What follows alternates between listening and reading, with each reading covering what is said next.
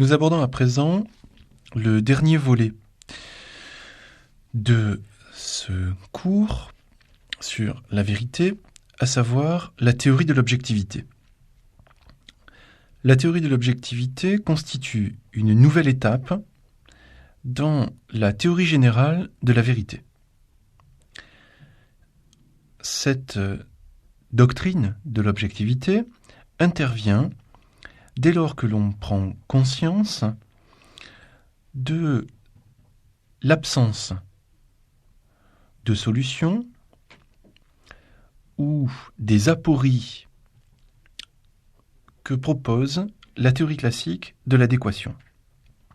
Je le rappelle très rapidement, si dans la théorie de l'adéquation, il s'agit de faire coïncider la pensée et la chose, quelles que soient les options que nous entendions prendre pour établir cette coïncidence, qu'il s'agisse de ramener la pensée à la chose ou la chose à la pensée, qu'on se trouve donc dans une option empiriste ou dans une option idéaliste, il n'en demeure pas moins que ces deux solutions sont aporétiques, sont en fait sans réelle solution au problème de la connaissance, de la vérité et de la représentation, parce que la chose, nous n'y avons jamais accès.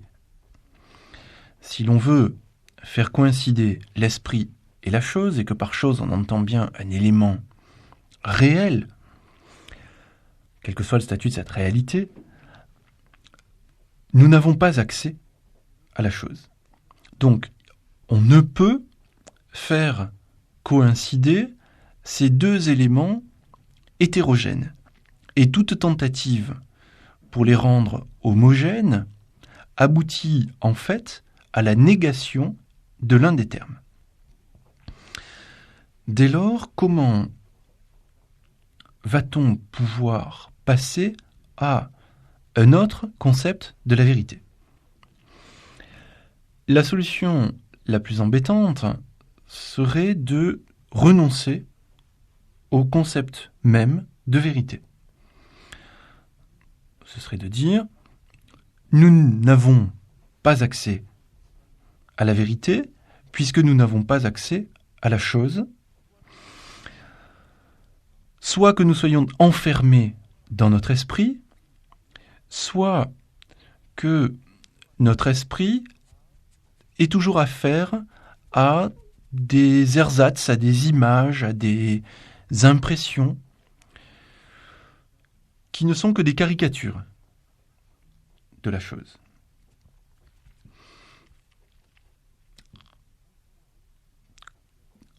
En quoi va dès lors consister la théorie de l'objectivité si, justement, il ne s'agit pas de renoncer à la vérité et que par ailleurs,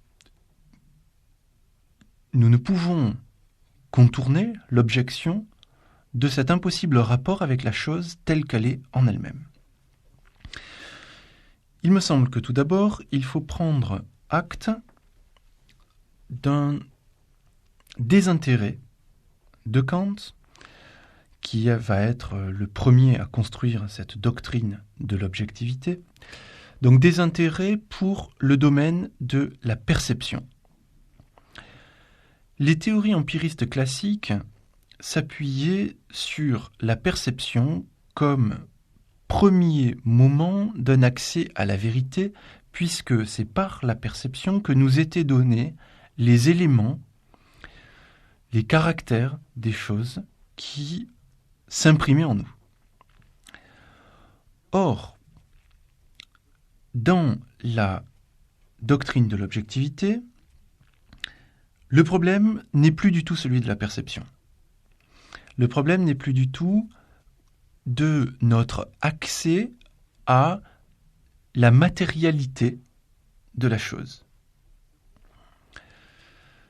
De quoi s'agit-il alors ? Eh bien, il s'agit paradoxalement de prendre le concept de vérité dans son acception la plus forte, dans son acception la plus haute, Et pour cela, Kant part de la connaissance scientifique. Ce qui l'intéresse, c'est la possibilité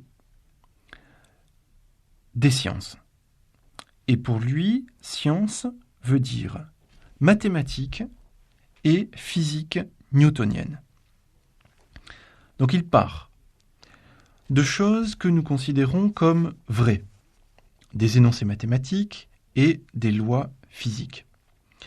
Et il se demande comment les vérités qui sont énoncées par ces sciences sont possibles pour l'esprit humain. De là, il dégage des conditions structurales de ces vérités. L'essentiel réside dans cette idée d'une structure propre à toute vérité. Lorsque nous énonçons une proposition mathématique portant sur le réel, prenons-la la plus simple possible, par exemple 2 chaises plus 2 chaises égale 4 chaises, il y a, peu importe que je les ai devant les yeux, encore une fois, le problème n'est pas du tout celui de la perception, mais c'est celui de la structure qui rend possible cet énoncé. Donc il faut différencier 2 éléments dans cet énoncé. La sensibilité et l'entendement. La sensibilité, c'est ce qui me permet de parler de chaises, c'est-à-dire de choses dont je suppose qu'elles sont réelles. Et d'autre part, l'entendement, c'est ce qui me permet de les quantifier. Autrement dit, de forger les nombres et les opérations qui jouent entre ces nombres. Donc d'une part, la sensibilité, d'autre part, l'entendement. La première me garantit qu'il y ait un donné auquel s'applique ce que fournit le second, à savoir des quantifications. Donc je vais quantifier du donné. Kant ne s'intéresse pas à la façon dont ce donné est perçu. Or, la façon dont ce donné est perçu, ce sont nos sens empiriques, c'est-à-dire la vue, l'ouïe, le toucher, le goût, l'odorat. Donc il ne s'intéresse pas du tout à la façon dont je perçois les chaises. Est-ce par la vue, est-ce par le toucher? Ce n'est pas du tout là son problème. De même, pour ce qui est de l'entendement, il ne s'intéresse pas à la façon dont nous avons appris à compter. À savoir, est-ce que nous avons d'abord quantifié des bonbons, puis des bûchettes, et puis en supprimant les bûchettes, il n'est resté que le nombre. Ce n'est pas du tout là son problème. Son problème n'est pas un problème de genèse empirique de la connaissance. Le problème est de savoir comment les énoncés scientifiques atteignent à l'universalité. Et pour cela, il va s'intéresser, comme je l'ai dit, aux structures qui sont immanentes, qui constituent les connaissances scientifiques. Donc il va partir de ce qui peut être considéré comme des lois constitutives de toute vérité scientifique. Qu'est-ce qui, dans l'exemple que j'ai pris, 2 chaises plus 2 chaises égale 4 chaises, peut être considéré comme une loi? C'est évidemment la quantification. C'est l'énoncé mathématique de type 2 plus 2 égale 4. il y a là une loi. Quel est le statut de cette loi ? Eh bien, c'est un principe de l'entendement, puisque l'opération de quantification n'est autre qu'une opération de l'entendement. Est-ce que c'est universel ? Oui, dans la mesure où tout sujet pensant par cet entendement, autrement dit, tout sujet humain, dès lors qu'on s'est entendu sur la règle arithmétique, que par exemple nous sommes bien en base 10, donc tout sujet humain qui s'appuie sur son entendement et qui applique les règles de cet entendement va admettre l'universalité de la proposition 2 plus 2 égale 4 en base 10. Donc il y a là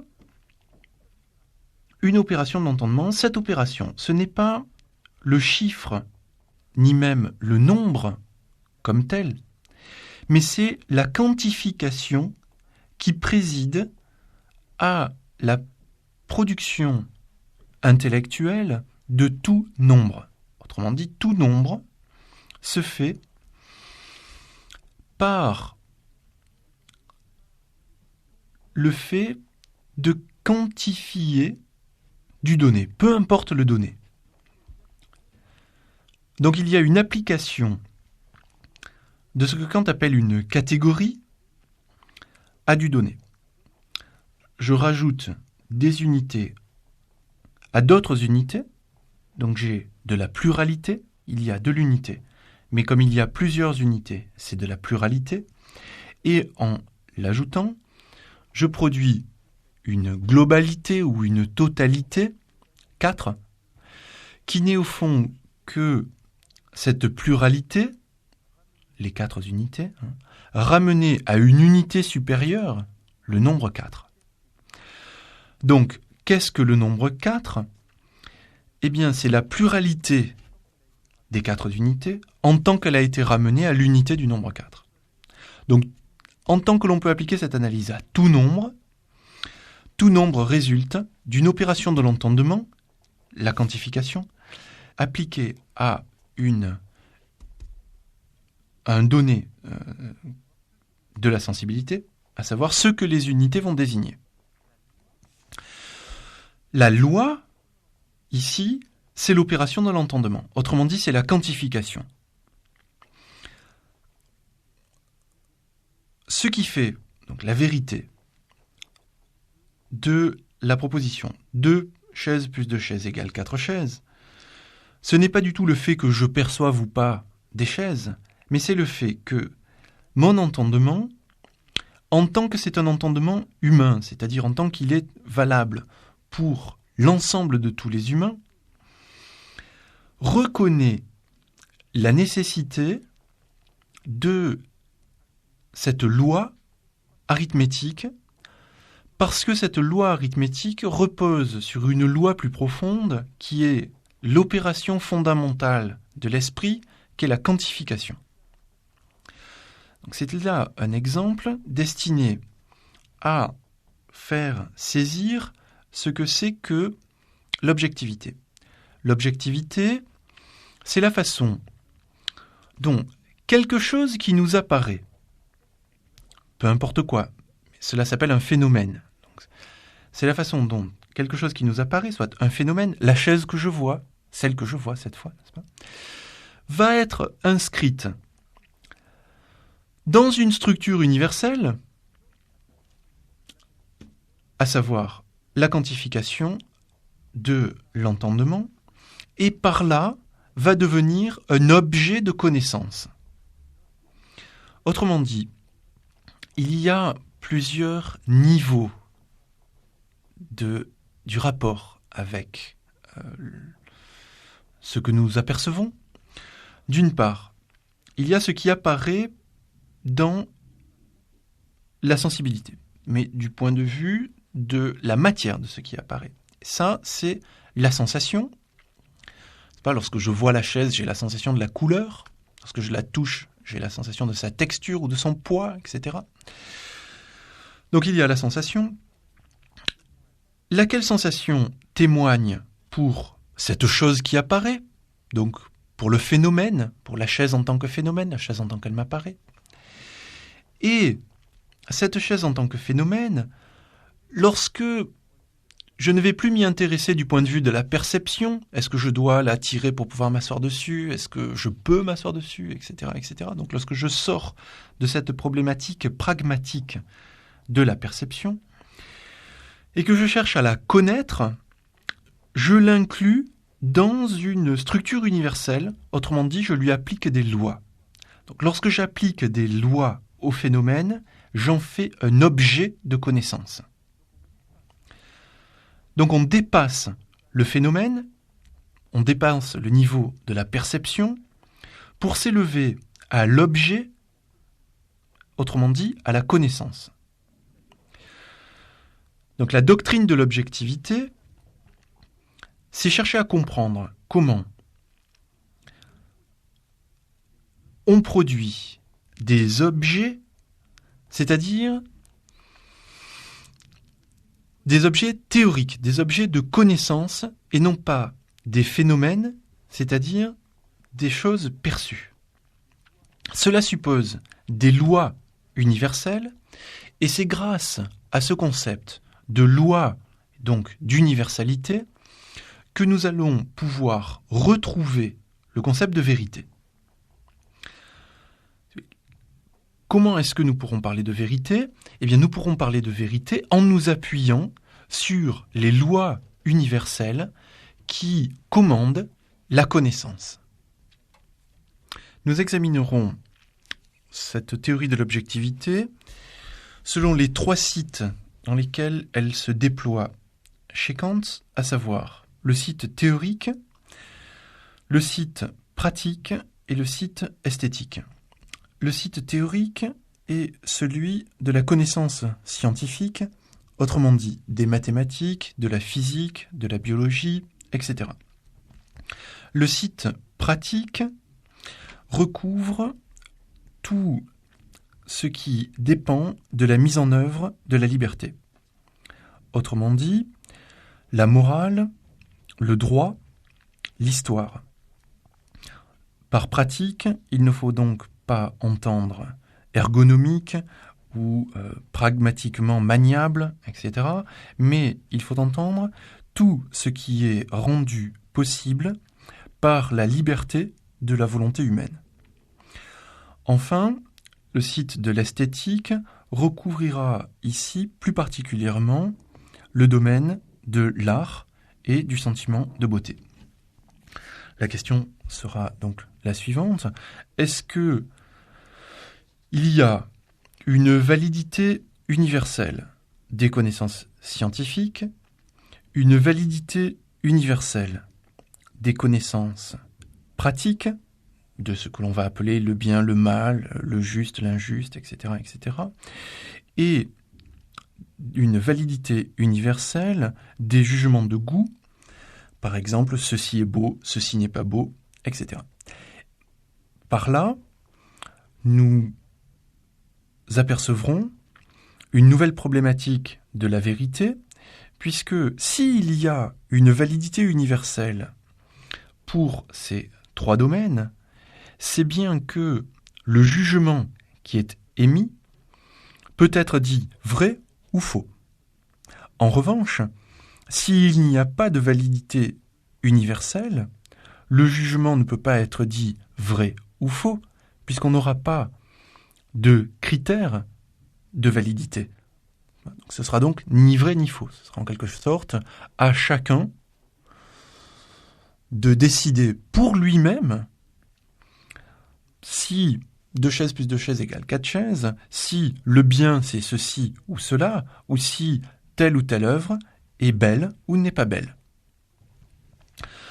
Commençons par le site théorique, donc le site des jugements scientifiques. J'ai expliqué tout à l'heure que Kant n'entendait pas s'intéresser au domaine de la perception. Cela apparaît très nettement dans sa philosophie, à cela qu'il s'intéresse à des jugements, donc à un énoncé. C'est pas un jugement, c'est un énoncé qui est, par exemple, thétique, c'est à savoir tel mobile se déplace à telle vitesse. Et dans les jugements, donc dans les énoncés, il fait une différence entre un jugement de perception et un jugement de connaissance. Un jugement de perception, c'est par exemple, je sens que la pierre est chaude et je sens également que le soleil brille. Ça, c'est un jugement de perception. C'est ce que je sens, ce que j'éprouve. Alors qu'un jugement de connaissance revient à dire le soleil échauffe la pierre. Autrement dit, la chaleur dégagée par le soleil est cause de l'échauffement de la pierre. Quel intérêt y a-t-il à rejeter les jugements de perception pour ne s'intéresser qu'aux jugements de connaissance? Eh bien, c'est dans les jugements de connaissance que nous allons pouvoir trouver l'universalité d'une règle ou l'universalité d'une loi. Lorsque l'on dit « il fait beau, le soleil brille et par ailleurs, les pierres sont chaudes », il n'y a pas de prétention à expliquer le fonctionnement du monde. On témoigne juste de notre conscience d'un état du monde. Certes, ce constat peut être faux. Il peut en l'occurrence faire mauvais, le ciel étant couvert et le soleil ne brillant pas. Si éventuellement les pierres sont chaudes, ce ne sera pas à cause du soleil ou de son effet. Mais il ne s'agit là que de ma perception de cet état du monde. Donc je n'ai pas par là émis une prétention à dire une vérité. J'ai fait acte de ma constatation d'un état. Ce constat, je l'accorde volontiers, peut être faux. Mais ce n'est pas à ce concept-là de la vérité que Kant va s'intéresser. Il s'intéresse au type de vérité qui entend énoncer une explication sur le fonctionnement du monde. C'est pour cela que dans le théorique, il s'intéresse exclusivement à la constitution de la connaissance scientifique. C'est pour cela, donc, que le seul jugement qui, toujours dans ce même exemple, va l'intéresser, ce sera non pas le constat d'une conjonction, le soleil brille et la pierre chauffe, mais l'énoncé d'une production, à savoir le rapport de cause et d'effet. C'est la chaleur dégagée par le soleil qui est cause de l'échauffement de la pierre. Donc c'est ce type de jugement qui énonce, encore une fois, le principe du fonctionnement du monde, de l'ordre du monde, qui va intéresser Kant. Car là, la prétention à l'universalité et par là à la vérité est beaucoup plus forte, elle est beaucoup plus prégnante. Donc Kant va chercher à savoir si cette prétention à énoncer un jugement valide sur la constitution du monde est légitime ou est illégitime. Donc face à des connaissances scientifiques que nous considérons comme vraies, valides, il pose la question de la légitimité. Là, c'est ce que l'on formule d'habitude en reprenant les termes de Kant par quid iuris. De quel droit? de quel droit est-ce que je peux énoncer des jugements avec cette prétention à l'universalité? Cela revient, en d'autres termes, à rechercher sur quel principe structural, au sein même de la structure de l'esprit humain, reposent les lois que nous appelons les lois de la physique, les lois des mathématiques, les lois de la biologie, bref, les lois des sciences. Est-ce qu'il y a en l'esprit humain quelque chose qui nous permette de rendre compte de cette prétention à l'universalité? Cette démarche qui consiste à remonter aux conditions qui peuvent fonder l'universalité de ce que nous nommons une loi scientifique, c'est ce que Kant appelle la réflexion transcendantale. C'est le fait de chercher à remonter aux conditions transcendantales de possibilité des lois. L'essentiel pour nous est donc à présent de comprendre ce que Kant appelle transcendantal. Transcendantal est défini à 2 reprises dans la critique de la raison pure. Ces 2 définitions sont à peu près équivalentes. Kant y explique que ce qui l'intéresse, ce n'est pas tant le concept d'un objet, mais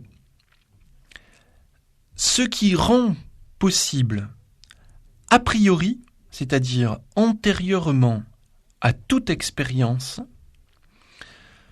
le concept de l'objet.